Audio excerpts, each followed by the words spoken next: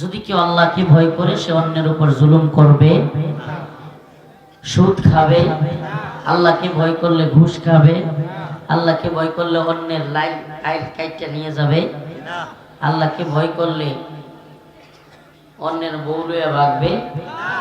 কোনো খারাপ কাজ করার আগে যদি অন্তরে আল্লাহর ভয় থাকে সে করতে পারবে পারবে قد أفلح المؤمنون الذين هم في صلاتهم خاشعون والذين هم عن اللغو معرضون আল্লাহ রাব্বুল আলামিন মুমিনের সিফাত নিয়ে কথা বলতেছেন। যারা সফল মুমিন তারা খুশু খুজুর সাথে বিনয়ের সাথে নামাজ পড়ে। والذين هم عن اللغو معرضون তারা সমস্ত প্রকার ফাহেশা কাজ অহেতুক কাজ থেকে তারা বিরত থাকে। والذين هم لفروجهم حافظون তারা লজ্জাস্থানকে নিজের লজ্জাস্থানকে তারা হেফাজত করে। কি করে? হেফাজত করে। রাসূল সাল্লাল্লাহু আলাইহি সাল্লাম বলেছেন, যদি কোনো ব্যক্তি দুইটা বিষয়ের গ্যারান্টি আমাকে দেয় আমি তাকে জান্নাতের গ্যারান্টি দেব।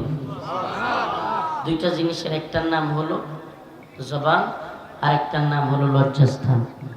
লজ্জাস্থান এবং জবানের হেফাজতের গ্যারান্টি যদি রসুলকে কেউ দেয় রসুল তাকে জান্নাতের গ্যারান্টি দেবে। সুবহানাল্লাহ। আমরা লজ্জাস্থানকে হেফাজত করব তো? লজ্জাস্থান যৌন শক্তি ব্যবহার করার একমাত্র বৈধ পথ হচ্ছে ইল্লা আলা আজওয়াজিহিম, স্ত্রীর সাথে। কার সাথে?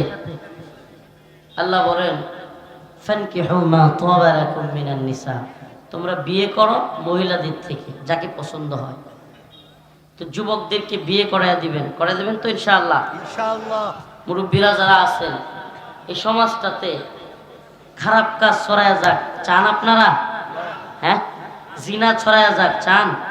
যেই সমাজে বিয়ে কঠিন এই সমাজে জিনা সহজ, যেই সমাজে বিয়ে কঠিন এই সমাজে জিনা সহজ। এখন মোহরের বুজার নামে, অলিমার বুজার নামে, যৌতুকের নামে বিয়েকে কি কঠিন যে করা হয়েছে। ঠিকই ঠিক না? বিয়েটাকে সহজ করেন। একটা হাসি 2-3 কেজি খেজুর, অল্প মহরানা, বাস শেষ, খালাস, বিয়ে শেষ। যুবক যুবতীদেরকে দ্রুত বিয়ে দিয়ে দিবেন, না হলে এই জিনার গুনাহ আপনিও পাবেন, বাবা মা যারা আছে এই জিনার গুনাহ পাবেন। এই গুনাহ থেকে বাঁচতে চাইলে ওই এক ছেলেকে, যদিও সাদ নাম, বগুড়া, ফাঁসায় দিছে যে প্রেম কইরা মারে খুন করে ফেলছে, নাউজুবিল্লাহ। এখন শোনা যাচ্ছে যে ওই ছেলে তার মাকে মারে নাই, বরং ওই বারাটিয়া যারা ছিল তারা মারছে, এবং ওই বারাটিয়া এরা ছিল হিন্দু। দেখেন এই র্যাব এবং মিডিয়া এখনো পর্যন্ত মাত ধরাইছে কথা মাঝের পরে কি মেঘমেলা হয়ে গেল। এতন ক্যামেরা, এতন মাহফিল শেষ হয়ে যেতেছে, বয়ান করতেছি না, এখন ক্যামেরা ভাঙতেছে। এখন ওই বগুড়ার ভাইকে বলতেছে এই এদিকে তাকান, ওইদিকে তাকানোর দরকার নেই। আর বগুড়ার ওই সাদ সে হত্যা করছে তার মারে। কি একটা আশ্চর্য কথা, একটা ছেলে তার মা খুন হয়েছে, তার কষ্টে বুক ফাইটে যাচ্ছে, তারে যদি নিজের মার খুনের কারণে ফাঁসাইয়া দেয় তাহলে তো সিনেমারও হার বানায় লেছে। এই ভণ্ডগুলো, এই যে কি কয় ফুটলা, র্যাব একটারে দেখছি যে ফুটলা ব্যাট বাইরে যেতেছে। এই ফুটলাগুলো হুট করে তত্ত্ব নাই, যাচাই বাছাই নাই, একটা ছেলেরে মায়ের খুনি বানায় দিচ্ছে। আরে এই ছেলেটা তো কষ্টে আত্মহত্যা করতে পারতো। হাইরে দুনিয়া, আমার মাও মরে গেল, আমারে কইতেছে মারে খুন করছি, কষ্টে কি করতে পারতো? এই র্যাব গুলোর বিচার হওয়া দরকার, এই ভণ্ডগুলোর বিচার হওয়া দরকার, এবং যেসব মিডিয়া যাচাই বাছাই ছাড়া নিউজ করছে এদেরও বিচার হওয়া দরকার। কি আশ্চর্য, এই ছেলেটাকে এইভাবে ফাঁসাই দিচ্ছে, মারছে হিন্দুরা। আপনাদেরকে বলি, আমি তো রাজনৈতিক প্ল্যাটফর্মগুলোতে বলার চেষ্টা করি, বাংলাদেশে বিগত 16 বছরে হাসিনার সময়ে যে 2টা সেক্টর সবচাইতে বেশি ভারতের দখলে ছিল, এর একটা হলো মিডিয়া সেক্টর। কি সেক্টর? এই অনলাইন অফলাইন এই যত মিডিয়া দেখতেছেন আপনি, টিভি চ্যানেল, সব এগুলো সব ভারতের দালাল। এখনো পর্যন্ত এরা ভারতের দালাল। আরেকটা সেক্টর হলো এই নায়ক নায়িকা, গায়ক গায়িকা, নর্তকীদের এই যে আরেকটা সেক্টর।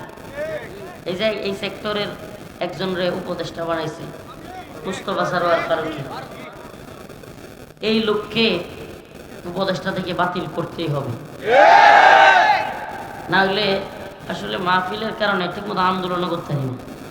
মানে কি যে অবস্থা, প্রতিদিন প্রোগ্রাম, হুজুর হাজার হাজার লোক বসে আছে, আমাদের উপায় থাকবে না হুজুর, ইজ্জত থাকবে না, গ্রামে থাকতে পারবো না হুজুর, আর গ্রামে ঢুকতে পারবো না, মাদ্রাসা ভাঙিয়ে ফেলবে হুজুর।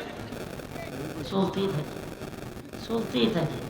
তো এখন দেশ জাতি গুল্লাই যেতেছে মিয়া ভাই, যেই কারণে আমরা এই মাহফিলগুলো করতে পারতেছি, আপনারা আমাদেরকে সামনে পাইতেছেন, এটা হলো হাসিনা পতনের কারণে। আর পতন কেন হয়েছে? আন্দোলনের কারণে। তো এখন এই অভ্যুত্থানই যদি চুরি হয়ে যায়, অভ্যুত্থান যদি চিন্তায় হয়ে যায়, আবার নতুন করে ভারতের দালালরা যদি সরকারে গিয়ে বসে, তাহলে কি লাভ হবে মাহফিল করে আমরা বলেন?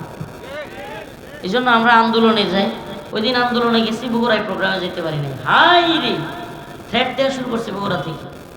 একজন কয় আমি জিয়াউর রহমানের এলাকার লোক, আমি এমপি সাহেবের পিএস, হাইকোর্টে রিট করব, কেমনে আপনি বাংলাদেশে মাহফিল করেন, আমি দেখে স্যার আমার মাহফিল আইছেন না। ও বাবা, সারা দেশ বাইরে কি করবে না,